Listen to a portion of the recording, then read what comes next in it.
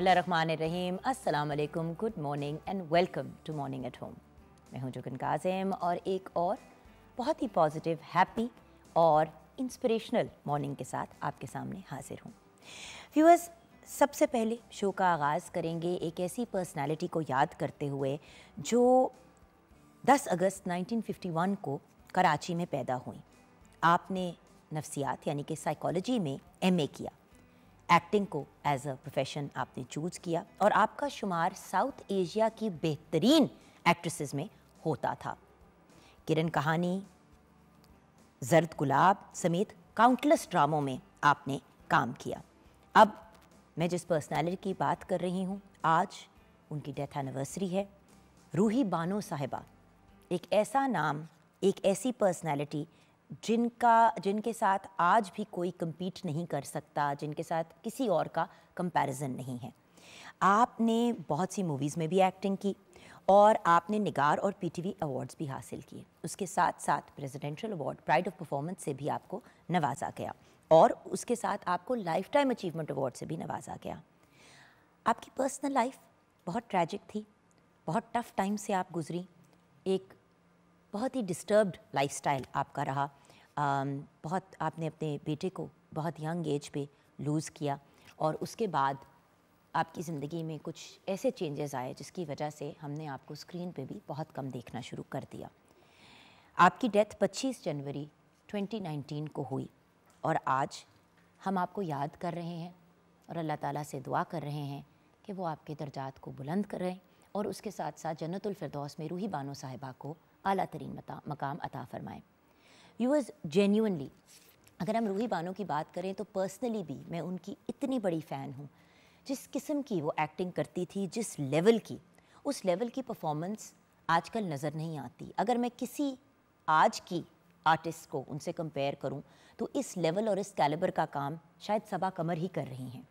And honestly viewers, Roohi Bano के साथ मेरी 2-3 मुलाकातें रहीं और उस वक्त वो काफ़ी ज़्यादा एक इमोशनल और साइकोलॉजिकली डिस्टर्ब्ड वक्त से गुज़र रही थी, लेकिन आपकी प्रेजेंस में बैठ के ही इंसान इतना, वो जो कहते हैं ना, इतना ओवरवेल्म्ड फील करता था। सो ऐसी बहुत ही प्यारी, बहुत ही ब्रिलियंट आर्टिस्ट को आज याद करते हुए आपसे भी रिक्वेस्ट करूँगी कि रूही बानो साहिबा को अपनी दुआओं में ज़रूर शामिल कीजिएगा। बड़े कम ऐसे आर्टिस्ट होते हैं जो दुनिया में आते हैं और जब वो चले जाते हैं तो हम उनको जब याद करते हैं तो उनके जब बॉडी ऑफ वर्क को हम देखते हैं तो इतना ज़्यादा आपने काम किया और इतना ब्रिलियंट काम किया कि जिस प्रोजेक्ट में भी आप होती थी वो प्रिडोमिनेंटली हिट ही होता था। खैर व्यूअर्स, किसी भी मुल्क, किसी भी कंट्री की जब हम बात करते हैं तो उसका कल्चर बहुत इंपॉर्टेंट होता है और हमारे कल्चर का हिस्सा हमारे आर्टिस्ट और हमारी एंटरटेनमेंट इंडस्ट्री भी होती है। लेकिन कल्चर हर मुल्क की आइडेंटिटी होता है और पाकिस्तान में अगर आप देखें तो बहुत ज़्यादा एथनिक डाइवर्सिटी है। पंजाब है, सिंध है, केपीके है, बलूचिस्तान है, ये सारे एरियाज़ जो हैं इनके अंदर अपना अपना एक मखसूस और एक यूनिक किस्म का कल्चर है। ज़बानें भी मुख्तलिफ हैं, कपड़े पहनने का अंदाज़ फ़र्क है, एंटरटेनमेंट का अंदाज़ फ़र्क है, यहाँ तक कि शादियाँ भी मुख्तलिफ अंदाज में की जाती हैं डिफरेंट एरियाज़ ऑफ पाकिस्तान में। अगर हम ड्रेस कोड की बात करें, म्यूज़िक की बात करें तो म्यूज़िक भी हर जगह का बिल्कुल डिफरेंट है। डांस की, खाने की अगर हम बात करें, हर जगह के अपने, मतलब पाकिस्तान तो एक इतनी रिच जगह है कि अगर हम लोकेशंस की भी बात करें तो देखें, हमारे पास पहाड़ भी हैं, हमारे पास सी साइड भी है, हमारे पास प्लेन्स भी हैं, हमारे पास डेजर्ट्स भी हैं। क्या चीज़ है जो हमारे इस बहुत ही खूबसूरत और पाक वतन में हमें नहीं मिलती? लेकिन क्या हम अपने कल्चर को रिकग्नाइज़ करते हैं? क्या हम अपने कल्चर को वो अहमियत देते हैं जो हमें देनी चाहिए? देखें, अगर आप सिर्फ म्यूज़िक की बात करें तो हमारे मुल्क के डिफरेंट एरियाज़ के अंदर डिफरेंट इंस्ट्रूमेंट्स को इस्तेमाल किया जाता है। जैसे हारमोनियम भी बजाया जाता है, उसी तरह फ्लूट, बांसुरी जो है वो भी बजाई जाती है। सितार पाकिस्तान में जो है बहुत एक पॉपुलर इंस्ट्रूमेंट है। फिर पंजाब में अगर हम बात करें तो ढोल और धमाल का जो कल्चर है। देन ये भी आपको बताना चाहूँगी कि हमारे यहाँ बड़ी चीज़ों को अनाउंस करने के लिए भी, बड़ी बड़ी जो अनाउंसमेंट्स होती हैं उसके लिए भी ढोल बजाया जाता है अनाउंसमेंट के लिए। इसी तरह शादी पे ढोल अक्सर जो है हम देखते हैं बजते हुए और बहुत ही खूबसूरत लगता है।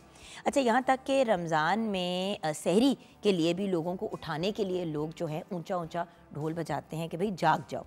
सो व्यूअर्स, म्यूज़िकल इंस्ट्रूमेंट्स की, म्यूज़िक की पाकिस्तान के कल्चर में बहुत ज़्यादा अहमियत है, बहुत ज़्यादा वैल्यू है, और हम भी चाहते हैं कि हम अपने कल्चर को ज़िंदा रखें और अपने कल्चर के बारे में रेगुलरली बात भी किया करें। व्यूअर्स, देखिए, कल्चर सिर्फ जीन्स या मतलब डिफरेंट किस्म के अपने वार्डरोब को चेंज करना, अपनी लुक को चेंज करने से ख़त्म या बदल नहीं जाता। हम अपने कल्चर के साथ साथ दूसरी चीज़ों को भी इनकॉर्पोरेट कर सकते हैं। बहुत से लोग कहते हैं भाई हमारा तो अब वो कल्चर ही नहीं रहा, कपड़े भी वो नहीं रहे, ये भी नहीं रहा, वो भी नहीं रहा। But viewers, I don't agree with that. जो लोग अपने कल्चर के करीब हैं वो आज भी अपने कल्चर के करीब हैं, और जो लोग अपने कल्चर में और चीज़ों को इनकॉर्पोरेट करते हैं, मेरा नहीं ख्याल कि उसमें कोई इशू है, एज लॉन्ग एज वो अपने रूट्स को ना भूलें। आप वेस्ट में देखें कि पाकिस्तानी कल्चर की बहुत सी चीज़ें जो हैं, हमारी शॉल्स जो हैं, हमारे शूज़ जो हैं, एक ज़माने मतलब हमारी कोलापुरीज़ फॉर एग्ज़ाम्पल पूरी दुनिया में लोग अब पहनते हैं।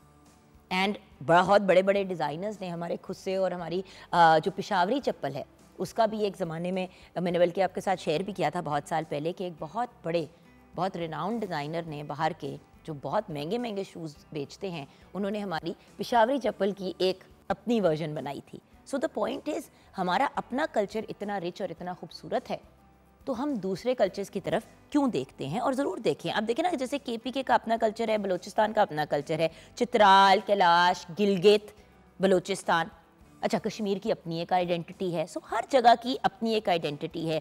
म्यूज़िक की बात करें, कल्चर की बात करें, हर तरीके से पाकिस्तान का कल्चर बहुत रिच है, और आज हम इस पर डिटेल में बात भी करेंगे, और कैसे हम अपने कल्चर के करीब रह सकते हैं और कैसे बाहर के ममालिक में भी अपने कल्चर को हम प्रमोट कर सकते हैं।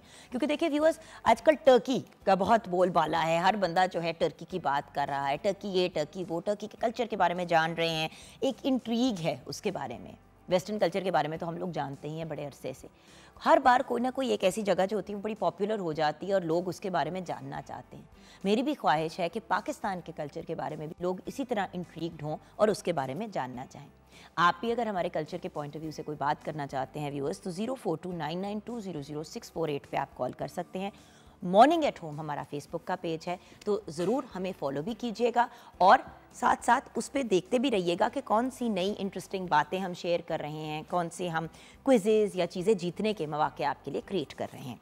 जी हाँ व्यूअर्स, मैं आ गई हूँ अब किचन में, जहाँ पे शेफ़ राहीला रशीद हमारे साथ हैं। आपकी, मेरी, हम सब की फेवरेट आपी, जो आज फिर कुछ बहुत ही फेवरेट सी हमारी चीज़ लेके आई हैं। अस्सलाम वालेकुम। वालेकुम अस्सलाम, कैसी हैं आप? बिल्कुल ठीक ठाक। अच्छा राहीला जी, ये बताइए कि जब हम कल्चर की बात करते हैं तो कल्चर में खाना भी तो एक बहुत ज़्यादा अहमियत रखता है। बिल्कुल, आप सही कह रही हैं। हर जगह की अपनी पहचान है। जैसे हम आज़ाद कश्मीर से बिलोंग करते हैं तो हमारे अपने खाने हैं, और हमने हमेशा वही बनाते हैं। हर अच्छे मौके पे ज़रूर हमारी एक डिश होती है। बिल्कुल। और जहाँ भी पाकिस्तान में आप जाएँ, आप खाने के हवाले से जो है ना, हर जगह की एक टेस्ट होता है, एक जो है ना मुख्तलिफ़ किस्म के जो है खाने बनते हैं, तो बहुत इंजॉय करते हैं हम। अच्छा, हमेशा लोग इंसिस्ट करते हैं कि बिरयानी जो है लाहौर की है या कराची की है, लेकिन मुझे पता नहीं क्यों ये महसूस होता है कि लाहौर में यखनी पुलाव बनता है और कराची की बिरयानी होती है, लेकिन फिर लाहौर वाले वैसे नाराज़ हो जाते हैं ना कि क्या मतलब। बट एक्चुअली क्योंकि वो एक मुकाबला होता है ना कि किधर की, मतलब निहारी पे भी एक जंग होती है, हम कहते हैं हमारी है, वो कहते हैं हमारी है। बट खैर, पाकिस्तान पाकिस्तान हैं तो सारे अपने ही प्रोविंसेस, राइट। लेकिन आज हम, मेरे ख्याल से, पंजाब की एक बड़ी ख़ास सौगात बना रहे हैं, राइट? जी बिल्कुल, हम बना रहे हैं यखनी पुलाव, तो उसकी रेसिपी, और वो है गाय के गोश्त का।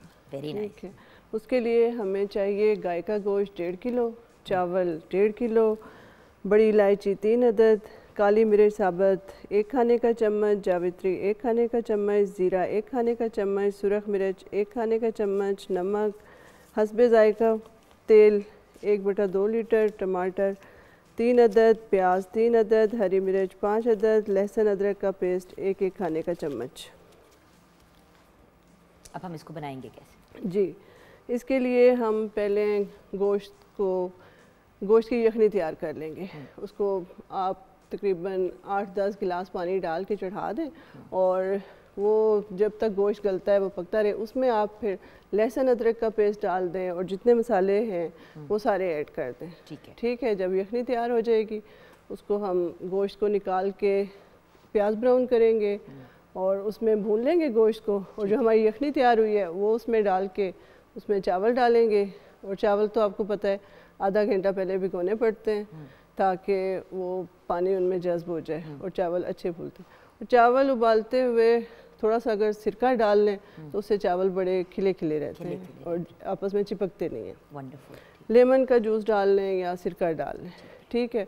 और फिर जब उसको आप देखें कि पानी ड्राई होने लगा है तो उसको दम पे रखते हैं। बिल्कुल सही। और फिर हमारे और हमने एग्जैक्ट अमाउंट्स बताए हैं आपको व्यूअर्स, तो इंशाल्लाह ये वाला इशू नहीं आएगा कि बहुत ज़्यादा चावल नरम हो गए हैं या व्हाटएवर, बट ओवर कुक करेंगे तो ऑब्वियसली इशू फिर बिल्कुल बनेगा। बिल्कुल।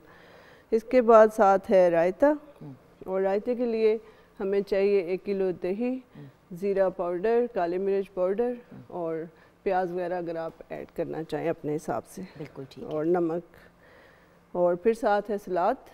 सलाद के लिए फ्रेश आजकल गाजर है। सैलेड बनाएंगे या दूसरा? दूसरा वाला, ठीक है जी, स्लाइसेस में। जी स्लाइसेस में काट के। बिल्कुल सही। प्याज है, उसमें खीरा है, गाजर है, मूली है। आजकल तो सर्दियों में हर जो है ना सब्ज़ी माशाल्लाह अवेलेबल है। बिल्कुल सही। तो और ये हमारी रेसिपी जी, वंडरफुल। अच्छा व्यूअर्स, मैं भी आपसे रिक्वेस्ट करूंगी कि जो रेसिपीज़ स्पेशली जो शेफ़ राहिला शेयर करती हैं आप ज़रूर उनको ट्राई किया करें, because they are absolutely delicious recipes. और जेन्युइनली ऐसे लगता है कि जैसे आप वो जो कहते हैं ना कि इंसान बड़े ख़ास रेस्टोरेंट्स पे जाता है कि भाई वहाँ पे ही ऑथेंटिक हमें मिलती हैं रेसिपीज़, तो ये आपने ज़रूर ट्राई करनी है। और हम तो हमेशा जब भी घर में यखनी पुलाव बनाते हैं उसके साथ हम आलू गोश्त को सर्व करते हैं, लेकिन बचपन से जो मैंने एक चीज़ देखी है कि यखनी पुलाव, रायता और सलाद, क्योंकि वो इन इट सेल्फ एक बड़ी कंप्लीट सी मील बन जाती है। अच्छा हमारे साथ मिसेस एहसान है जौहराबाद से। अस्सलाम वालेकुम मिसेस एहसान। हेलो, अस्सलाम वालेकुम मिसेस एहसान, कैसी हैं आप? अल्लाह की शुक्र है, आप कैसे हैं जुगन? मैं बिल्कुल ठीक हूँ। मिसेस एहसान ये बताइए कि अभी हम कल्चर की बात कर रहे हैं, तो पाकिस्तान के कल्चर के बारे में आप क्या कहना चाहेंगी और कल्चर को प्रमोट करने के बारे में? देखिए, सबसे पहली बात तो ये कि पाकिस्तान का कल्चर चाहे लिबास के हवाले से हो, चाहे मुआशरती रवैयों के हवाले से हो, बहुत खूबसूरत और बहुत भरपूर है। यहाँ के लोग बहुत मोहब्बत करने वाले हैं, यहाँ के खाने बहुत लजीज हैं। तो सबसे पहली बात तो ये। अच्छा, और दूसरा ये कि कल्चर हमारे लिए ऐसा ही है जैसा दरख्त के लिए इसकी जड़ें होती हैं। बिल्कुल। जैसे कोई भी दरख्त अपनी जड़ों से, अपनी ज़मीन से हट के, जड़ें अगर ज़मीन से बाहर आ जाए ना तो फिर दरख्त की कोई बुक्कत नहीं रह जाती। इसी तरह हमारे लिए हमारा कल्चर है। अगर हम अपने कल्चर से एक तरफ हो जाए ना, हम कट ऑफ हो जाए अपने कल्चर से, तो फिर हमारी शनाख्त खत्म हो जाएगी। सही, बिल्कुल ठीक। मुझे ये बताएं कि हम अपने कल्चर को इंटरनेशनली कैसे प्रमोट कर सकते हैं, क्योंकि देखिए नेशनल लेवल पे तो हम सब जानते हैं कि किस किस एरिया का क्या क्या कल्चर है, और अगर नहीं जानते तो डेफिनेटली हमें अपनी नेक्स्ट जनरेशन को बताना चाहिए कि कहाँ पे कौन सी चीज़ होती है, क्या होता है। लेकिन हम इंटरनेशनली अपनी एक सॉफ्ट इमेज को कैसे प्रमोट कर सकते हैं थ्रू कल्चर? जुगन देखें, उसके लिए सबसे पहले हमें खुद अपने कल्चर पे फख्र करना होगा। जब तक हम अपने कल्चर पे फख्र नहीं करेंगे ना, हम अपनी चीज़ों को, अपनी आइडेंटिटी को ओन नहीं करेंगे, तो दूसरे उसको कभी भी ओन नहीं करेंगे। उसके लिए हमें उस पर फख्र महसूस करना है और हमें अपनी ज़िंदगी में उसको इंड्यूस करना है, अपने कल्चर को प्रैक्टिस करना है, उन चीज़ों को प्रैक्टिस करना है। तो डेफिनेटली जब हम खुद ये सब कुछ करेंगे तो हम एक रोल मॉडल होंगे दूसरों के लिए। उसके लिए हमें किसी को बताना नहीं पड़ेगा कि हमारा कल्चर है और हमें इस पर फख्र है। जब हम सब इन चीज़ों को फॉलो करेंगे तो खुद ब खुद हम उसको प्रमोट कर रहे हैं। बड़ी ही आपने अच्छी बात की मिसेस एहसान, अल्लाह आपको खुश रखे, ज़िंदगी दे। इसी बहुत ही पॉजिटिव नोट पे हम छोटी सी ब्रेक लेंगे। ब्रेक के बाद जब वापस आएंगे तो आज का दिन हमने अपने पाकिस्तान के कल्चर को ही डेडिकेट किया है। तो ब्रेक के बाद वापस आते हैं।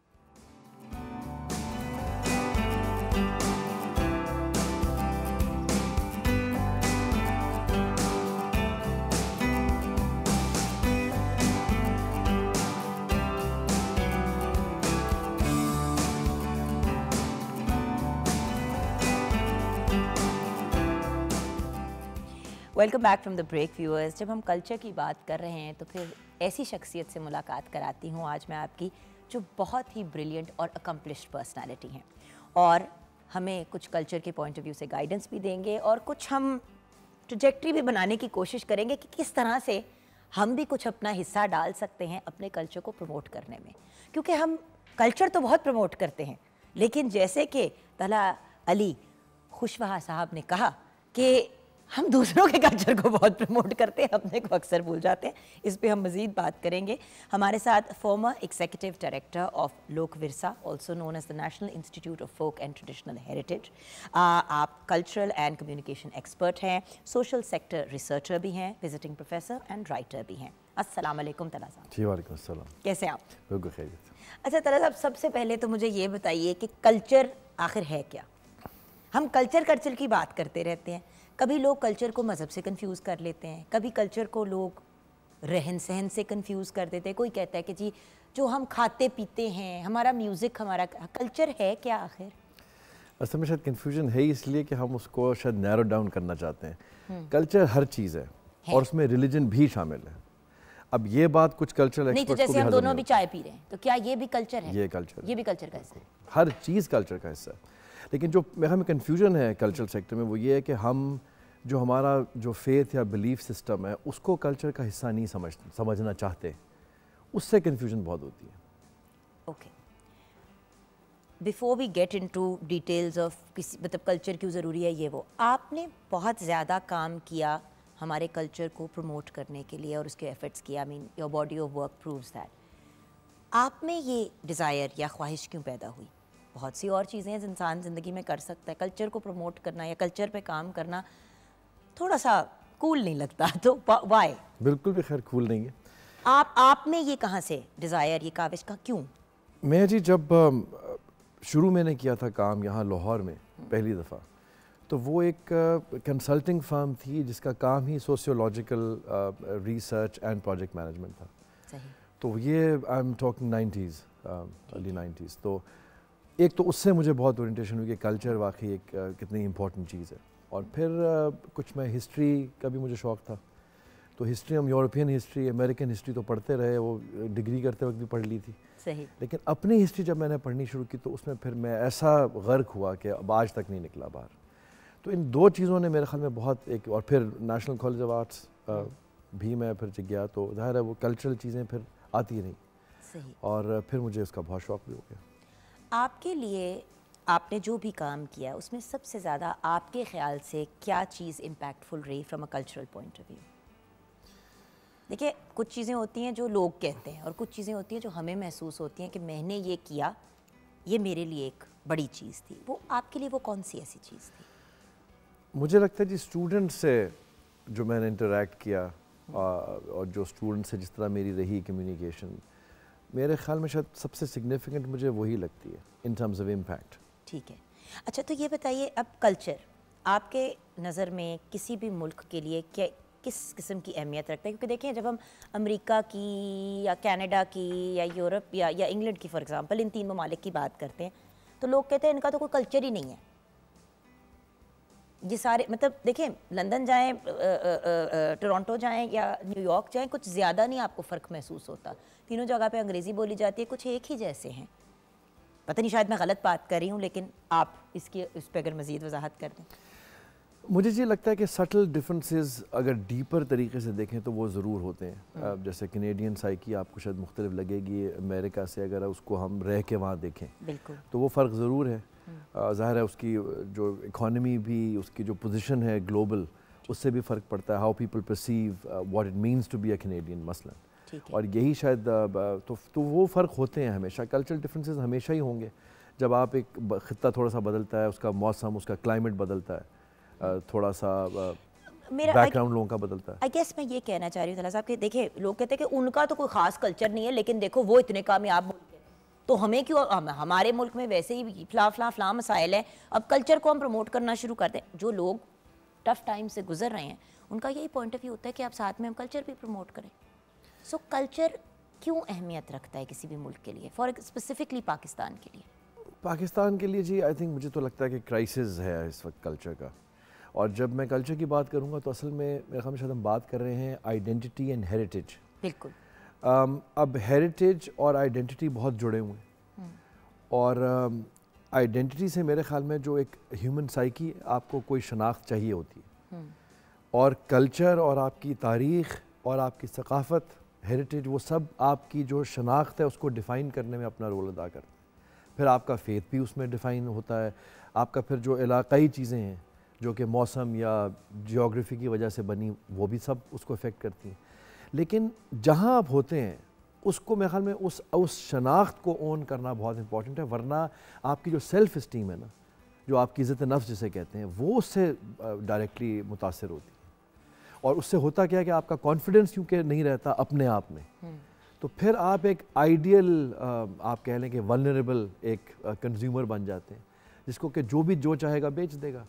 अब कोई बाहर अगर ड्रामा चल रहा है, उसका कोई आपको कैरेक्टर अच्छा लगा, आपने उसका हुलिया अपना लिया, उसी को आपने फना हो गए उसमें। सब एक्चुअली शुरू में यही बात की कि अब तुर्की बहुत ट्रेंडिंग में जा रहा है, हर बंदा जो है वो तुर्की से इंस्पायर्ड है। हमने पीटीवी पे भी बहुत ही खूबसूरत ड्रामा उर्तुगुल लगाया, लोगों ने उसको बहुत पसंद किया, ब्लॉकबस्टर हिट, सब चीज़ें अपनी जगह। लेकिन क्या हर चीज़ उस तरह से, जैसे कि आप बात कर रहे थे, मैं चाहूँगी आप इसी बात को आगे लेके चलें।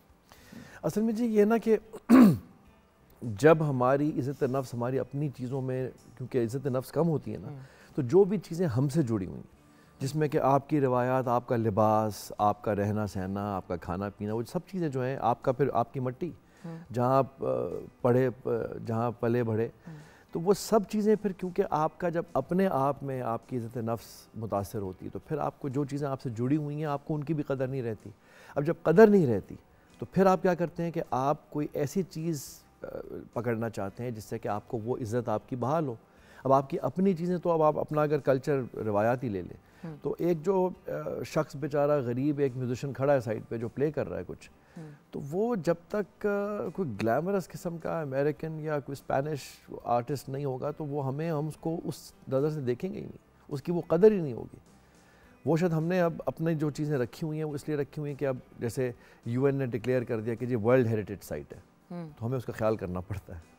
वो भी बाहर से एक चीज़ हमें अब बताई गई कि वो अंग्रेज़ हमें बताएंगे या अमेरिकन या यूरोपियंस कि जी ये चीज़ बड़ी अच्छी है, आप इसकी कदर करें, तो फिर हमें थोड़ा सा ख्याल आता है कि चलो उसको भी संभाल लें। लेकिन मुझे नहीं लगता कि हमारा उस तरह ताल्लुक़ रहा है अपनी जो ट्रेडिशन या अपनी जो हेरिटेज या रिवायात से है, और वो फिर ज़ाहिर उसमें कॉलोनियल का भी बड़ा एक अहम है। मैं ख़ुद आप कह लें कि एक बहुत ही अच्छी किस्म का बाबू हूँ या था, अभी भी हूँ, लेकिन मैं ज़रा अपने आप को भी कई दफ़ा देखता हूँ कि अच्छा मैंने जो तालीम हासिल की, जो हमें क्या काफ़ी था कि आप अंग्रेज़ी सीख लें, आप बाहर जाके पढ़ लें, बस ये काफ़ी था, लेकिन अपने ख़ित्ते से ताल्लुक़ नहीं उस तरह जोड़ा। नहीं, बट इसीलिए क्या इज़ दिस द रीज़न आपके ख़्याल से कि हर बंदा यहाँ से भाग के किसी और मुल्क का पासपोर्ट चाहता है?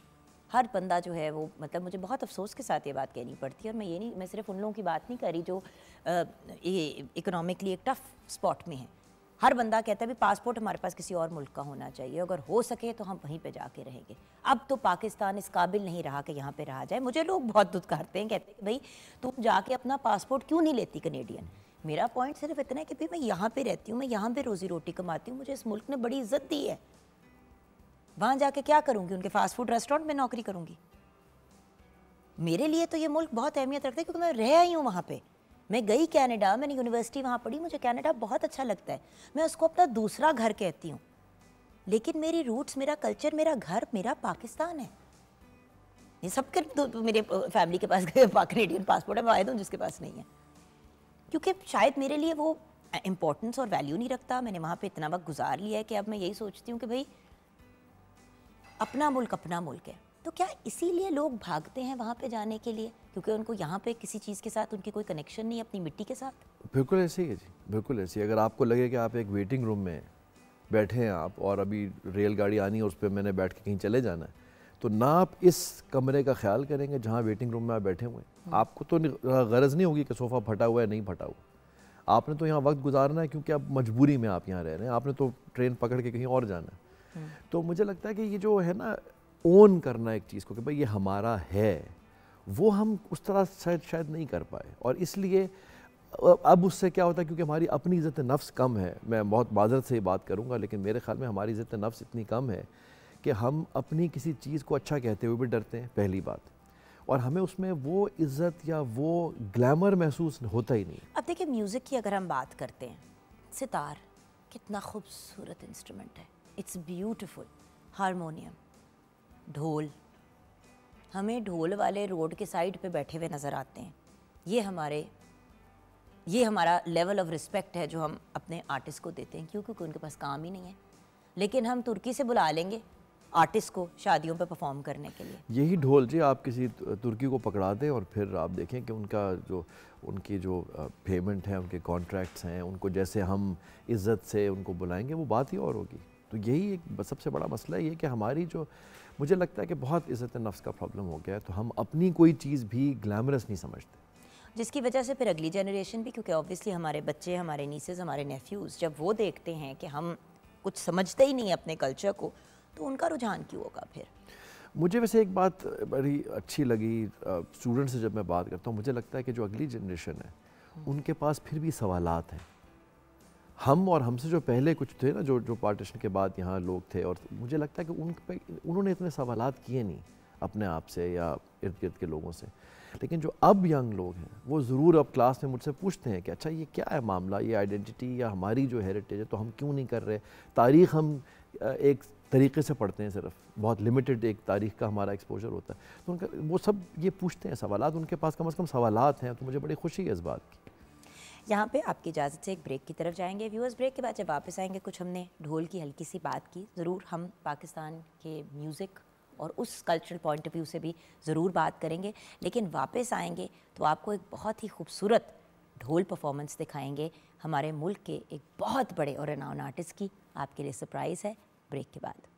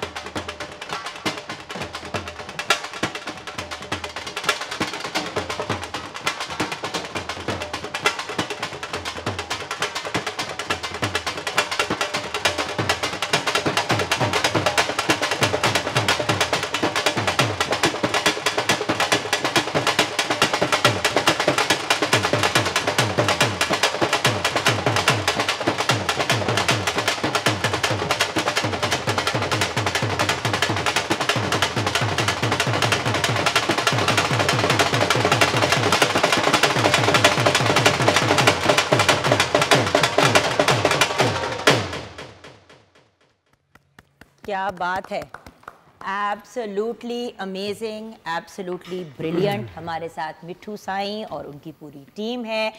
मिट्ठू साईं के बारे में मैं आपको क्या बताऊं, पूरी दुनिया में रिनाउंड पर्सनालिटी हैं, 35 साल से इस काम से वाबस्ता हैं और 30 साल से हर जुमेरात को बाबा शाहजमाल में के मज़ार पे आप ढोल बजाते हैं। इंटरनेशनली भी 48 कंट्रीज़ में जाके माशाल्लाह परफॉर्म कर चुके हैं और इनकी टीम में शामिल है काशिफ अली, कासिम अली, गुलाम हुसैन, हमारी प्यारी बेटी मानूर, मुजाहिद अब्बास और मोहम्मद हसन। तो इन सबको वेलकम करते हैं शो में और बहुत ही खूबसूरत performance. Thank you so much. Thank you. और ऑफ कोर्स जैसे कि आप जानते हैं व्यूअर्स, हमारे साथ तलहा अली खुशवहा भी हैं और इनसे भी हम बातचीत कर रहे हैं। देन हमारे साथ पीछे हमारे बहुत ही प्यारे म्यूजिशियन भाई हैं, उनका इंट्रोडक्शन आगे जाके कराऊंगे जब उनके चेहरे प्रॉपर तरीके से नज़र आएंगे। बट जग्गू खान ढोलक पे हैं, शहजाद अली कीबोर्ड पे भी हमारे साथ हैं। अच्छा मिट्ठू भाई, एक बात बताइए कि सुना है कि आप बड़ी एक अमेजिंग परफॉर्मेंस इंटरनेशनली करके आए हैं, कुछ उसके बारे में भी बताएंगे? जी जी। अभी कहाँ गए थे आप? व्हाइट हाउस में परफॉर्म करके? जी जी। क्या हुआ था, कुछ उसके बारे में बताएंगे हमें? जी वो मुशर्रफ दौर में अभी गए थे, तो मुशर्रफ साहब वैसे ही वो बड़े भाई के साथ, गुंगा साईं के साथ, उनकी 1-2 शादियां, तो वो बड़ा फिर साईं के साथ प्यार, वैसे भी शाहजमाल के हवाले से भी उनके बच्चे आते थे उधर सुनने के लिए एवरी थर्सडे। तो वो फिर जो है ना, कोई भी वजीर सफ़ीर आ रहा है इधर भी, इस्लामाबाद प्रेसिडेंट हाउस या बाहर, हाँ इधर भी जा रहे हैं, फिर उधर अपना वाइट हाउस गया, उधर बजाया बड़ा, यानी कि तारी साहब थे तबले पे, हम थे ढोल पे, और कोई चंद 2-4 और जो है ना फनकार जो उन्होंने चुने हुए थे, वो जो है ना इधर ऐसे ही सामने बैठ के, और बड़ा इन्होंने एंजॉय किया। और साईं से जो है ना वो बड़ी जफ्फी डाल के, गुंगा साईं, वो आपको पता ही है, साईं तो अलग ही थे मलाना। अच्छा अब मुझे ये बताएं कि मतलब कितने बड़े एजाज़ की बात है व्यूअर्स के हम अपने इस कल्चर को प्रमोट करने का मौका मिला वाइट हाउस में जाके अमेरिका में। अब बात ये कि दुनिया के किसी कोने में भी जाके अगर हम अपने इन ब्रिलियंट आर्टिस्ट को लेकर जाते हैं, अब ढोल हमारे कल्चर का एक बड़ा इंपॉर्टेंट हिस्सा जी बिल्कुल, और उसको प्रमोट करने के लिए अगर हम डिफरेंट ममालिक में जाते हैं, परफॉर्म करते हैं, और जैसे कि तलहा साहब ने कहा कि अगर बाहर के किसी ममालिक के बंदे को ये मिल जाए एज एन इंस्ट्रूमेंट, तो शायद वो इसको कई गुना ज़्यादा प्रमोट करें। ढोल के बारे में क्या कहेंगे सर आप? ढोल जी बहुत ही परकशन में बहुत ही पावरफुल चीज़ है, और असल में वही वाली बात है ना कि हम अपनी चीज़ों को जिस तरह के शायद हमें उनको ओन करके प्रमोट करना चाहिए, और जिस तरह शायद हमारी उनको ज़िंदगी का हिस्सा होना चाहिए, वैसे वो हो नहीं पाता। तो हम म्यूज़िक परफॉर्मेंस में भी शादियों की हद तक या मेहंदी की हद तक हम उसको रख लेते हैं। जिस तरह आप लिबास भी देख लें कि शादी का एक दिन जो है वो आपने शायद सर पे वो कुल्हा रख लेना है, और बस फिर उसके बाद उसका आपका नाता ख़त्म हो गया। बिल्कुल। तो ये ज़ाहिर है जब तक हमारी ज़िंदगियों का हिस्सा नहीं बनेगा, हमारा अपनी जो सकाफ़त है, उस वक्त तक ये बात बनेगी नहीं। अब देखिए ना, इनकी फैमिली में अब आगे इनके ही बच्चे आगे आ रहे हैं, राइट? गुंगा साईं के बेटे भी आगे आ रहे हैं। गुंगा साईं का बेटा है, ये मेरा, ये बच्चे सारे, और ये भी मेरा ही बेटा स्टूडेंट है। तो स्टूडेंट जो है ना वो अपने बच्चों से भी पहले होते हैं, बिल्कुल शागिर्द भी। तो हमारा भी यही अपी के ये एक तो मुर्शद कलंदर की ये नौबत है, बिल्कुल, ऊपर से हमने बड़ी मेहनत की है और बड़ी दुआएं ली हैं सैयद फ़कीर से भी और अपने उस्तादों से भी, अपने माँ बाप से भी, और इसको इंटरनेशनल लेवल पे हमने इंट्रोड्यूस करवाया। ये नहीं कि वाइट हाउस हमने वो आपने बताया ही कि 48 कंट्री में, यूके 2 मरतबा बजा, जापान, ये सारा यूरोप घूमे हैं, मलेशिया, ये वो। कहने का मकसद है कि हमें कोई ऐसी प्लेसेस नहीं मिलती, कोई हमें कोई ऐसी जगह, हाँ, जहाँ पे हम अपने स्टूडेंट्स को लेसन दें। लेकिन आप तो ऑनलाइन भी बाहर के ममालिक में लोगों को सिखा रहे हैं। जी सिखा रहे हैं, फॉरनल हैं स्टूडेंट वगैरह, लेकिन यहाँ पे भी होना चाहिए ना, हमारे जो मुल्क में है इधर भी तो हमें कोई जो है ना वो इसका क्रेडिट मिलना चाहिए। और बाय द वे एक बहुत बड़ी बात बताऊं, अपनी बेटी को आगे लेके आए हैं मानूर को, ये एक बड़ी इंपॉर्टेंट एलिमेंट है व्यूअर्स। होता पता है क्या है कि लोग कहते हैं ना कि हाँ जी दूसरों बच्चे, क्योंकि जब और लड़कियां आ रही थी इस तरफ, ये भी तो ये भी बड़ा एक सवाल उठा माफी था। के साथ आपको जरा मैं आपकी वो बात को काट रहा हूँ, ये भी बेटी को इसलिए लाए हैं कि जितनी लड़कियां इस टाइम बजा रही हैं वो अल्हम्दुलिल्लाह हमारी स्टूडेंट ही हैं हमारे घर की, क्योंकि यूके से रानी ताज आके हमारी स्टूडेंट हुई इधर पाकिस्तान में, तो वो हमने कोई चैनल पे किए प्रोग्राम, कोई मेहंदी वगैरह सेवन शरीफ लेके गए, वो ऐसे ही जो है ना वो वीडियो शेडियो नेट पे चढ़ी, वो ट्रेंड निकल गया, लड़कियों का। अभी आपको पता है माशाल्लाह जिधर शादी हो कहते हैं जी फीमेल डोल वाली चाहिए, और ये भी हमारे घर से ये जो है ना निकला काम इस सिलसिला नहीं, बट मैं इस चीज पे मुझे बहुत फख्र होता है कि आप अपनी बेटी को आगे लेके आए, वरना पता है लोग कहते हैं कि सिखा दो दूसरों की बच्चियों को, लेकिन अपनी बेटियों को हमने आगे नहीं लेके आना। ये एक बहुत इज्जतदार और बहुत खूबसूरत काम है। बिल्कुल। और इसमें अगर बच्ची आए या बच्चा आए, ये सूफी रंग है, मुर्शिद का रंग है, और इसमें तो रंगना चाहिए, सूफी रंग में रंगना चाहिए इंसान को। और बच्चों को इसीलिए आगे लेके आ रहे हैं कि ये अपने बाप दादा को जो नाम को है ना लेके आगे ये चलें, जैसे हम अपने बाप दादा के नाम को लेके चलें। और हमारी कोशिश है कि जितना भी हो सके हम इनको जो है ना पहले पढ़ाएं लिखाएं और फिर इनको जो है ना अपने काम में इन्वॉल्व करें। क्या बात है, क्या बात है, एब्सोल्युटली ब्रिलियंट। इसी नोट पे हम एक छोटी सी ब्रेक की तरफ जाएंगे। ब्रेक के बाद जब वापस आएंगे गुफ्तगू का सिलसिला भी जारी रहेगा, परफॉर्मेंसेस भी होंगी, आप हमारे साथ रहिएगा।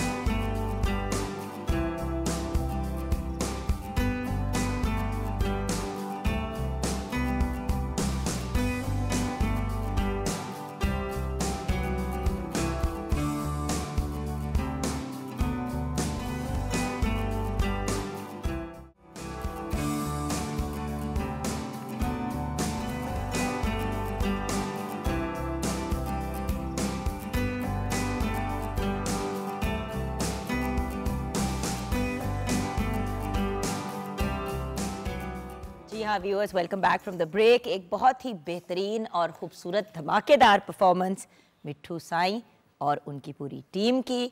तो मिट्ठू भाई क्या कहने हैं आपके? गॉड ब्लेस यू, खुश रहें, आबाद रहें और इसी तरह हमारे मुल्क का नाम रोशन करते रहें। अच्छा, जहाँ पे मिट्ठू भाई और उनकी टीम हमारे साथ है, वहाँ पे एक और बहुत फिनोमिनल टीम भी हमारे साथ है। हमारे साथ एक ऐसे परफॉर्मर, एक ऐसे आर्टिस्ट हैं जो स्टूडेंट हैं आरिफ लाहौर साहब के, और उन्होंने मुझे स्पेशली कहा कि ये बात ज़रूर कहनी है क्योंकि जो उस्ताद होता है उसका माँ या बाप का दर्जा होता है, राइट। और हमारे साथ है शौकत अली शहजादा लोहार। Thank you. राइट, और आप ढोल प्लेयर भी हैं, एक बेहतरीन सिंगर भी हैं, और आप हाफिजाबाद से बिलोंग करते हैं। नेशनल और इंटरनेशनल लेवल पे इन्होंने भी बहुत ज़्यादा हमारे मुल्क को रिप्रेजेंट किया है।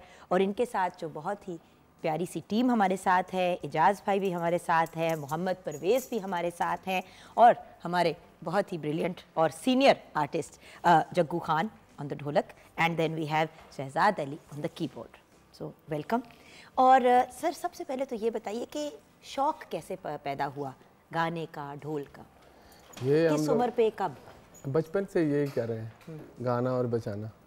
और फिर आरिफ साहब के साथ कैसे? वो तो मेरे माशाल्लाह माँ बाप हैं और मेरे उस्ताद जी हैं, तो बहुत आला है माशाल्लाह। वो मेरे लिए मेरी पूरी दुनिया है, और मैं उनको बहुत ज़्यादा ऐसे करता हूँ जैसे सजदा करता हूँ, ठीक है। तो उस्तादरी तो कहते हैं ऐसा ना किया करें, लेकिन मैं कहता हूँ रब के बाद मेरा रब है। और बड़ी प्यारी बात है कि उनके स्टूडेंट में भी उतनी ही आजिज़ी है जितनी उनके अंदर है। आरिफ लाहौर साहब हमारे मुल्क के एक बहुत बड़े स्टार, एक सुपरस्टार, जिन्होंने लिटरली मेरे ख्याल से दुनिया के हर कोने में परफॉर्म किया है, पाकिस्तान को रिप्रेजेंट किया है, पंजाब के कल्चर को बहुत उन्होंने प्रमोट किया है। और अब इस सिलसिले को आगे आप भी लेके बढ़ रहे हैं, मिट्ठू भाई और उनकी फैमिली भी लेके बढ़ी, और मिट्ठू भाई की भी पूरी फैमिली की एक हिस्ट्री है, एक लेगेसी है। और अल्लाह ताला आप सबको कामयाबी दे और इसी तरह हमारे कल्चर को आप लोग प्रमोट करते रहें। अच्छा, कल्चर की जहाँ बात हो रही है वहाँ पे खाने की बात कैसे नहीं हो सकती। तो हम सबको तो पुलाव की खुशबू आ ही रही है, लेकिन बहुत ही लजीज सा पुलाव भी हमारी प्यारी सी आपी ने तैयार कर दिया है। और ये भी बता दूं कि ब्रेक में मैंने और तला ने खा भी लिया है, क्योंकि हमने कहा देखिए खाना घर में बने, और ये भी हमारा घर है, शो का नाम ही मॉर्निंग एट होम है, तो हम लिटरली इसको घर की तरह ही लेते हैं। तो अब आप भी हमारे घर का हिस्सा बन गए शौकत अली भाई, अल्लाह आपको ज़िंदगी दे।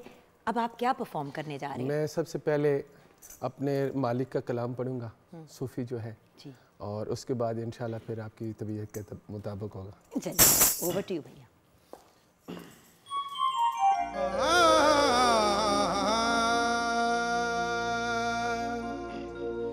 जप ले रब दा नाम ओ बंदिया जप ले रब दा नाम जप ले रब दा नाम ओ बंदिया जप ले रब दा नाम चलो चलीदा मेला इथे चलो चलीदा मेला इथे दुनिया बानी था ओ बंदिया जप ले रब दा नाम ओ बंदिया जप ले रब दा नाम जप ले रब दा नाम ओ बंदिया जप ले रब दा नाम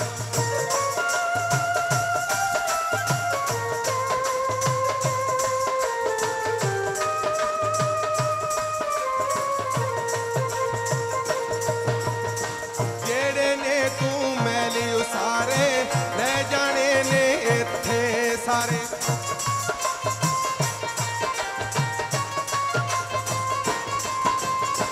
जेड़े ने तू मैली उसारे ले जाने ने इत्थे सारे किसे भी तेरे कम नहीं होना जेड़े तेरे सज्जन प्यारे जोगी वाला फेरा इथे जोगी वाला फेरा इथे आना मुड़ के ना ओ बंदिया जप ले रब दा नाम ओ बंदिया जप ले रब दा नाम जप ले रब दा नाम ओ बंदिया जप ले रब दा नाम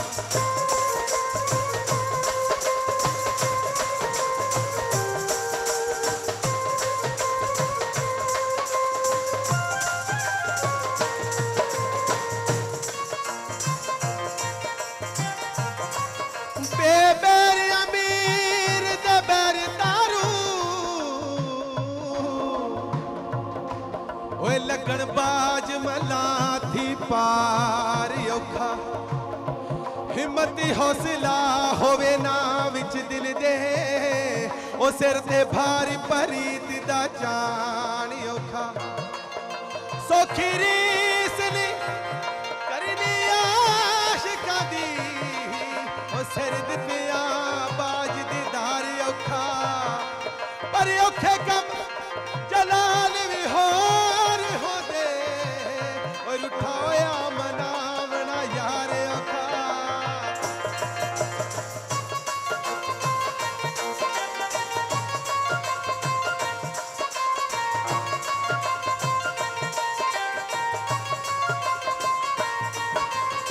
नाल गरूर ती कब्बर दे तू वड्डे दावे करदार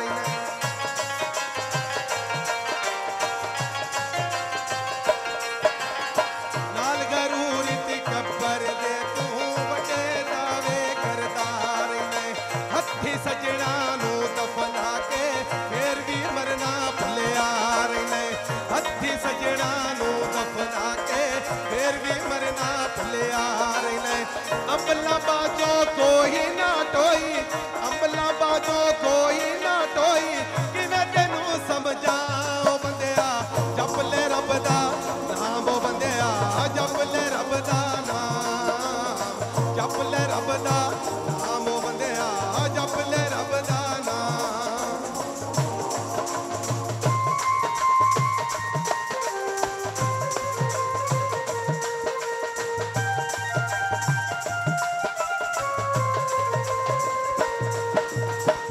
हर माड़े दे तू कमो हावी गल खुर्शीद दी भुल ना जावी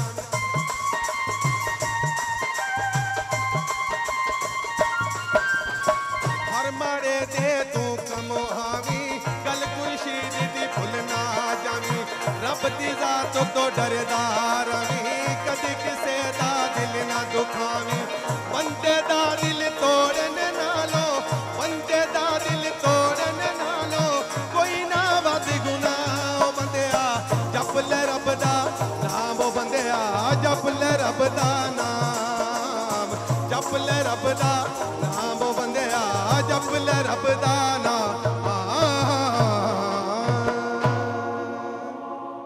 क्या बात है, एब्सोल्युटली ब्रिलियंट, क्या बात है, इट वाज एब्सोल्युटली फिनोमिनल, क्या बात है सर, माशाल्लाह माशाल्लाह। म्यूजिक, तला साहब, म्यूजिक हमारे कल्चर में कितनी इंपॉर्टेंस, कितनी सिग्निफिकेंस रखता है? म्यूज़िक तो जी हर कल्चर में ही बहुत ज़्यादा अहमियत का हामिल है। और हमारी तो आप देखें ना कि स्केल्स वगैरह अज़ान में भी अगर आपका सही स्केल नहीं है, आप किसी सुर में नहीं है, तो आपकी अज़ान भी ठीक नहीं होती। बिल्कुल। तो म्यूज़िक तो बहुत ज़्यादा अहमियत का हामिल है, लेकिन ज़ाहिर है हमें कुछ कल्चरल कन्फ्यूजन्स होती हैं कि क्या ठीक है, क्या नहीं है, करना चाहिए, नहीं करना चाहिए। ना अब अली सेठी का पसूरी कितना बड़ा स्मैश हिट हुआ ऑल ओवर द वर्ल्ड। तो ये बात तो नहीं है कि हम लोग एज पाकिस्तानीज़ अपने म्यूज़िक को और अपने कल्चर को प्रमोट नहीं कर सकते, बट इशू नहीं मुझे समझ आती कि क्यों ऐसा आता है। अक्रॉस द बॉर्डर की चीज़ें जो हैं वो बहुत ज़्यादा उनकी चीज़ें प्रमोट हो जाती हैं, हमारी रह जाती है। इज़ इट बिकॉज हमारे पास रिसोर्सेज नहीं है, या इज़ इट बिकॉज हमारे में मोटिवेशन नहीं है? नहीं, मोटिवेशन नहीं है जी, रिसोर्सेज तो बहुत है हमारे पास, हमारी मोटिवेशन नहीं है, हमारी प्रायोरिटी भी नहीं है ये। हम, मुझे लगता है कि वो जैसे इन्होंने भी कहा था ना कि उस रंग में रंग जाएं मुर्शद के, तो मुझे लगता है कि हम वो जो कहते हैं ना कार्नर प्लाट और 7 सीरीज़ BMW में रंगे हुए हैं। नहीं, मुझे एक बात बताएं कि तो ये तो वो लोग होते हैं ना जो यूजुअली होते हैं तालीम याफ्ता, तो क्या एजुकेशन को आप कल्चर को प्रमोट करने में कोई दखल नहीं होता? किस चीज़ का? एजुकेशन का, तालीम का। क्या तालीम और कल्चर की प्रमोशन हैंड इन हैंड नहीं जानी चाहिए? जानी चाहिए, लेकिन वो है ये ना कि तालीम हमारी जो है वो हमें दूसरी तरफ खींच के ले जाती है। तो अगर हमारी तालीम में, जैसे अभी UN एक तजर्बा कर रहा है, हमारे दोस्त ही हैं उसमें, कि हायर एजुकेशन में आपने कैसे इनकॉर्पोरेट करना है कल्चरल एंड हेरिटेज की चीज़ों को। लेकिन ये भी तजर्बे हमारे तो अभी चल रहे हैं, और आप देखें कि प्रायोरिटी हमारी उस तरह नहीं है। तो हमारी तालीम हमें असल में, मुझे लगता ये है कि वो हमारी शनाख्त से और हमारी हेरिटेज से दूर ले जाती है हमें, तो तालीम काउंटर प्रोडक्टिव हो जाती है। तो सोल्यूशन क्या है, हल क्या है?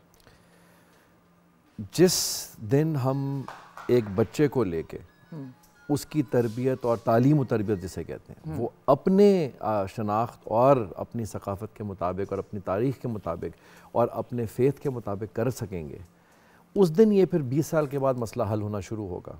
जब तक तालीम और तरबियत हमारे मुताबिक अपनी नहीं होती, हम अगर किसी के पढ़ाते रहेंगे, हम बाहर के कोर्सेज ही करते रहेंगे, उससे बात नहीं बनेगी। अब देखें ना, जैसे कि मिट्ठू भाई जो हैं वो आगे अपने बच्चों को आगे लेके आ रहे हैं, उन्होंने ये बात कही भी कि मैं इनको पढ़ा रहा हूँ और पढ़ाई के साथ साथ इस तरफ भी अपने काम की तरफ लेके जा रहा हूँ।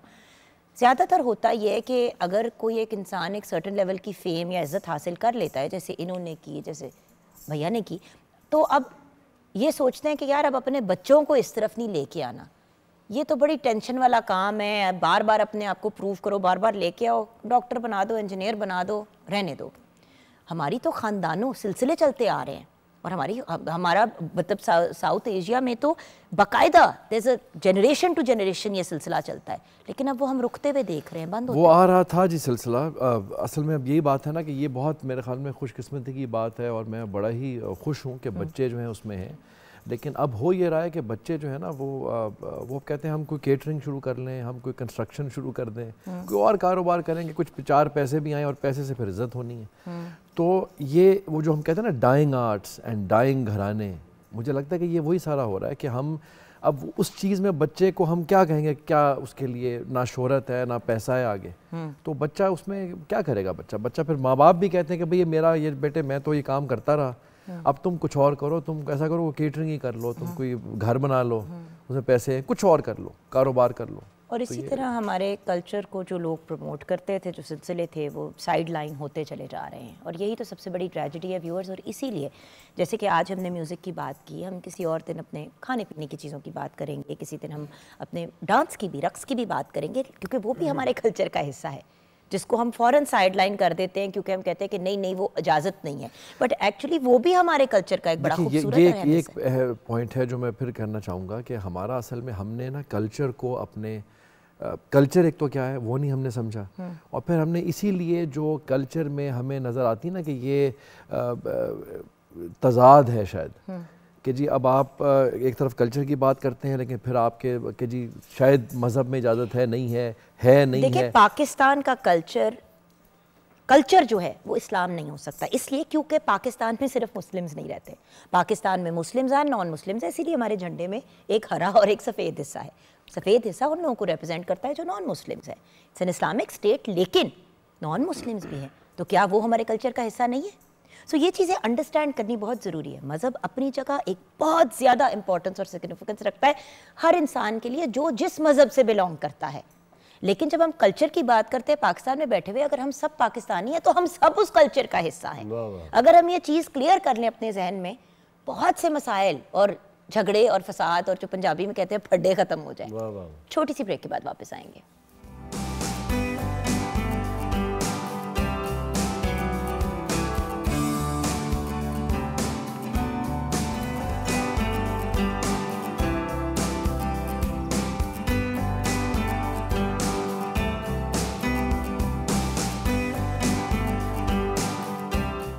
Back from the break viewers हमारे साथ आज सेट पे बहुत सी अमेजिंग रिनाउंड पर्सनालिटीज़ हैं। हमारे साथ शौकत अली शहज़ादा लोहार हैं, उनकी टीम एजाज़ एंड मोहम्मद परवेज़ हमारे साथ हैं, जग्गू खान हैं, शहज़ाद अली हैं, मिठू साईं और उनकी पूरी टीम भी हमारे साथ है, काशिफ अली, गुलाम हुसैन, मुजाहिद अब्बास, कासिम अली, प्यारी सी Mahnoor and Mohammad Hasan. And then of course आज हमें गाइड करने के लिए और ख़ुद एक ऐसी पर्सनालिटी जो हमारे कल्चर को प्रमोट करने के लिए बहुत एफ़र्ट्स और बहुत काविशें कर चुके हैं, तलहा अली खुशवहा हमारे साथ हैं। अच्छा तलहा जी, ये बताइए कि आजकल आप क्या कर रहे हैं, क्या एफ़र्ट्स कर रहे हैं हमारे कल्चर को मज़ीद प्रमोट करने के लिए? आई मीन लोक विरसा में आपने बहुत ज़्यादा आपकी कॉन्ट्रीब्यूशन है, लोग आज भी उसके बारे में बहुत बात करते हैं, बट आजकल क्या किस चीज़ पर फोकस है? आजकल जी मैं बस स्टूडेंट्स पे, यंग लोगों पे पढ़ा रहा हूँ और उन्हीं पे ही आप कह लें कि फोकस भी है। और वही जो डिस्कशन है, कुछ थोड़ा बहुत आर्टिकल्स वगैरह लिख देता हूँ, अगर कोई पढ़ना चाहे तो वो पब्लिश हो जाते हैं बस। ये बताइए कि हमारे यहाँ हर चीज़ का कोई सब्जेक्ट है, सिविक्स भी हम सिखाते हैं स्कूल मतलब कॉलेज एटलीस्ट FA के लेवल के ऊपर। मेरा सवाल ये है कि कल्चर या कल्चरल स्टडीज़ क्या हमारे करिकुलम का हिस्सा नहीं होनी चाहिए? कोई एक दफ़ा हफ्ते में एक ऐसा सब्जेक्ट जिसके ऊपर चलो आप उस पर एग्ज़ाम्स ना दें, आप टेस्ट ना करें, जिस तरह आप स्पोर्ट्स खिलाते हैं उसी तरह या डिबेटिंग कराते हैं, तो क्या कल्चरल स्टडीज़ हमारे तालीम के करिकुलम का हिस्सा नहीं होनी चाहिए? और अगर हो तो किस स्टेज पे हो? असल में तो जी कल्चर और ये जो आइडेंटिटी और इस तरह की चीज़ें, ये हमें ज़ाहिर है बचपन से ही बच्चे को एक तो उसको आशना करवाना चाहिए इन चीज़ों से, एक ये बात। दूसरी बात ये कि असल में हम जो भी काम करते हैं ना, क्योंकि हम जैसे कहते हैं कि इज़्ज़त नफ्स ज़रा सा डैमेज्ड है, हमारी शनाख्त ज़रा कंफ्यूज्ड है, तो हम फिर वानबी जिसे कहते हैं ना अमेरिकन वानबी, वो हमारा मसला रहता है। हम तो बाहर जाके अपने नाम भी बदल देते हैं। और उसके बाद होता क्या है कि आप फिर हर चीज़ को, जो एक बहुत बड़ा नुकसान है कि सतही तौर पे लेते हैं, जैसे कहते हैं सुपरफिशियल होना। तो हम रिलीजन से लेके जैसे आप देख लें तरक्की, अब हम यूरोप का जो आप कह लें कि जो और कल्चर है उसको तो हम देखेंगे जो आसान है, लेकिन उनका जो मेहनत करना, टाइम पे हर जगह पहुंचना, अपने काम को बहुत सीरियसली लेना, ये हम उनके कल्चर से नहीं लेते। हमें सिर्फ बस जो हल्का फुल्की चीज़ है कि एंटरटेनमेंट वगैरह देख ली, कुछ इस तरह की चीज़ें कर ली, उन जैसे लिबास पहन लिए, लेकिन हम देखें किसी भी कल्चर को, चाहे वो यूरोपियन हो या हमारा अपना हो, जब आप एकदम वानबी बन जाते हैं ना, तो फिर आप सुपरफिशियल लेते हैं हर चीज़ को, तो उनके भी कल्चर की जो अच्छी चीज़ें हम वो फिर नहीं ले पाते। मुझे आज भी याद है, मेरी एक मुलाकात हुई किसी शख्स से, तो किसी ने कहा जी ये जैक हैं। अब साफ पता चल रहा था कि वो पाकिस्तान से या इंडिया से होंगे, मतलब साउथ एशिया से होंगे। मैं कहा भाई आपका असल नाम जैक है? कहते नहीं मेरा असल नाम शौकत है, लेकिन लोग शौकत कह नहीं पाते यहाँ पे, तो मैंने अपना नाम जैक कर दिया। भाई जैक उतों आके कभी अपना नाम शौकत करेगा? कि भाई लोगों से जैक नहीं कहा जाता। तो हम लोगों को देखिए, छोटी छोटी चीज़ें होती हैं, हम अपने नाम को नहीं ओन करते, हम अपने मुल्क को नहीं ओन करते, हम अपनी बता जैसे क्या ये कॉम्प्लेक्सेस हैं। देखिए मैं भी जब बड़ी हो रही थी तो ये बहुत बड़ी मेरे लिए एक बहुत एम्बैरसिंग बात है कि मेरे अब्बू पाकिस्तान टेलीविज़न नेटवर्क के साथ उन्होंने कुछ काम भी किया, हरियाली एक शो होता था, वो डाटा करते थे, पंजाबी, उर्दू, अंग्रेज़ी, तीनों में मेरे अब्बू 100% फ्लुएंट थे। अब अगर आप मेरे से पूछें तो उर्दू से ज़्यादा मैं अंग्रेज़ी में फ्लुएंट हूँ, क्योंकि पहले 5-6 साल किसी ने उर्दू में बात ही नहीं की। पाकिस्तान में मैं पैदा हुई। अक्सर लोग सोचते हैं, क्योंकि मैं यूनिवर्सिटी कनाडा गई, तो लोग सोचते हैं कि शायद मैं पैदा ही कनाडा में हुई व्यूअर्स, मैं लाहौर में पैदा हुई गंगाराम हॉस्पिटल में एक्चुअली। और अफसोस की बात यह है कि सारा बचपन अंग्रेजी में ही सबने बात की, और जो संभालती भी थी खातून वो श्रीलंका से आई थी तो वो अंग्रेजी में बात करती थी, तो वो अम्मी अब्बू सब अंग्रेजी में बात करें। अब इस उम्र पे लोग अक्सर कहते हैं कि आपसे उर्दू क्यों नहीं बोली जाती सही तरीके से। नहीं, आप स्कूल देख लीजिए, मेरा जब बेटा था ए लेवल्स में तो वो वहाँ था कि जी आपने अंग्रेजी बोलनी है, आपने सिर्फ उर्दू की क्लास में उर्दू बोलनी है, बाकी आप उर्दू में बात, मुझे हमारे स्कूल में भी यही था कि आपने बात ही नहीं करनी अंग्रेजी में, उर्दू में। और अगर आप फॉर्मली कहीं तैयार होकर, उन्होंने कहा ना जी आपने बहुत ही फॉर्मल लिबास पहनना है एक बिल्कुल, तो वो पैंट सूट है, सलवार कमीज नहीं पहन सकते। वो अगर आप पगड़ी पहन के चले जाए तो निकाल देते हैं आपको बाहर। तो आपका फाइनली फिर पैगाम क्या है हमारे व्यूअर्स को, लास्ट क्लोजिंग वर्ड्स? मेरा जी पैगाम यही होगा कि हम सब अपनी शनाख्त, अपनी तारीख़, अपनी सकाफ़त को पहले तो देखें कि वो है क्या, अपने आप को ढूंढें। यही मैं हमें बुल्ले शाह भी कहते हैं, सारे जो स्पिरिचुअल मास्टर्स हैं वो यही कहते हैं। सब लोगों का ये कहना होता है कि आप पहले अपने आप को ढूंढें, फिर जब आप अपने आप को ढूंढ लें तो फिर अपने बारे में मालूम करें कि आप कौन हैं, और फिर आप ख़ुद ब खुद अपने ही सकाफ़त और तारीख़ और शनाख्त की तरफ खुद आ जाएंगे। क्या बात है, क्या खूबसूरत बात है। इसी नोट पे हम आज का शो क्लोज़ करते हैं व्यूअर्स, और क्लोजिंग में ऑफ कोर्स हम फाइनल जो धमाल की तरफ बढ़ेंगे, और हम रिक्वेस्ट करेंगे कि मिट्ठू साईं और उनकी टीम स्टार्ट करें, and then we will gravitate toward Shaukat Ali, Shahzada Lohar और उनकी टीम। जी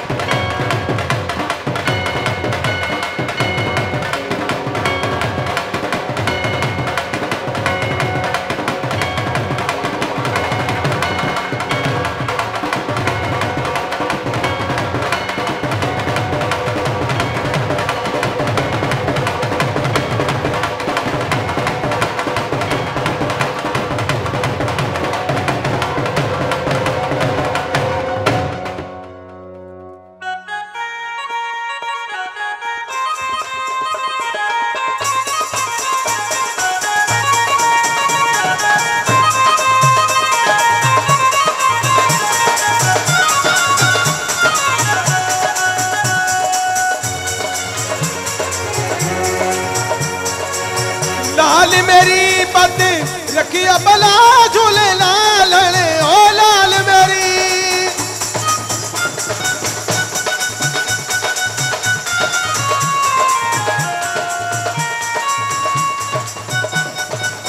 लाल मेरी पत रखिया भला झूले लाल सिंधड़ी दा सेवन दा शहबाज कलंदर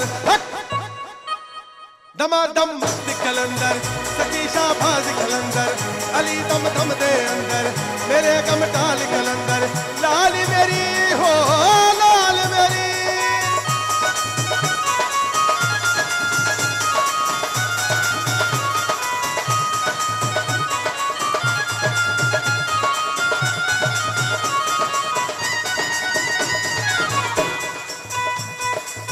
उचड़ा रोजा पीरा तेरा उचड़ा रोजा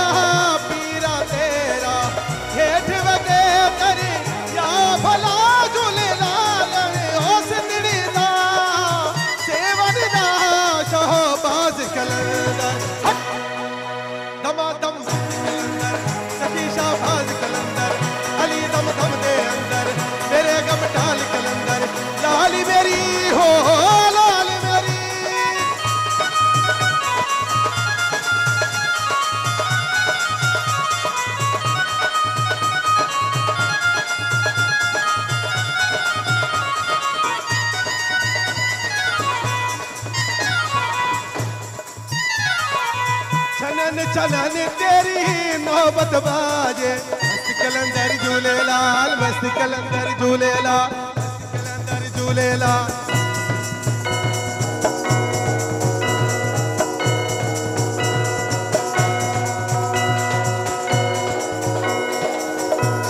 चलन तेरी नौबत बाजे नाल बजे खड़े याल भला झूले लाल ओ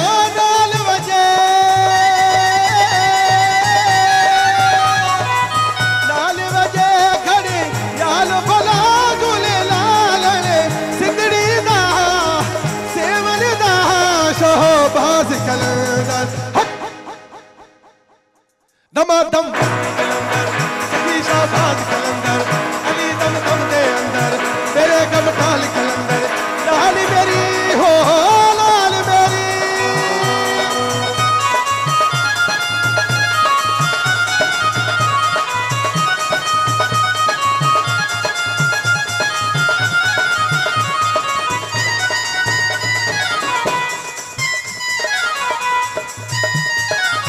उचड़ा रोजा पीरा तेरा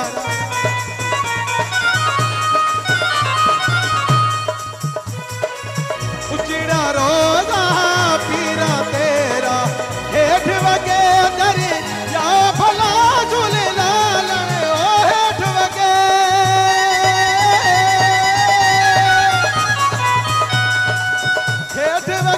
दरी या भला झूले लाल सिंधड़ी दा सेवन दा शोभास कलंदर दमादम मस्त कलंदर सखी शाहबाज कलंदर